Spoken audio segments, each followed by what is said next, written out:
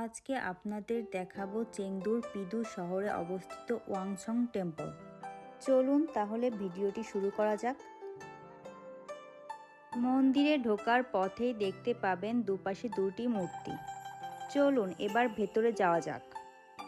মন্দিরের দরজা দিয়ে ঢুকে প্রথমেই এই দৃশ্যটি দেখতে পাবেন। এই মন্দিরটি প্রাচীন সু রাজ্যের দুই রাজার স্মৃতিতে তৈরি করা হয়েছে। প্রাচীনকালে সিচুয়ান অঞ্চলে কৃষিকাজের উন্নয়ন এবং বন্যা নিয়ন্ত্রণে এই দুই রাজার অবদান ছিল অপরিসীম। খেয়াল করলেই দেখবেন সেই সভ্যতার বিকাশটাই এই দেয়ালচিত্রে ফুটিয়ে তোলা হয়েছে।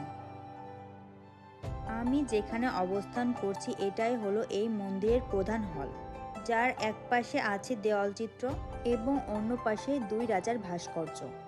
রাজাদের প্রতি সম্মান প্রদর্শনের জন্যই মোমবাতি জ্বালানো হয়েছে। চলুন এবার ভেতরে প্রবেশ করা যাক। এই হলো সেই মহান দুই রাজার মূর্তি। একজনের নাম ওয়াংদি, অন্যজনের নাম চংদি। সিচুয়ানের মানুষ তাদের প্রতি সম্মান জানাতেই মূলত এই মন্দিরটি নির্মাণ করেন। এই ভাস্কর্যের পাশেই হ্যান্ডমেড প্রোটোটাইপের মাধ্যমে পুরো মন্দিরকেই তুলে ধরা হয়েছে। হলের দেওয়ালে মন্দির খনন করে কি সম্পদ পাওয়া গিয়েছে সেগুলোর ছবি দেওয়া আছে।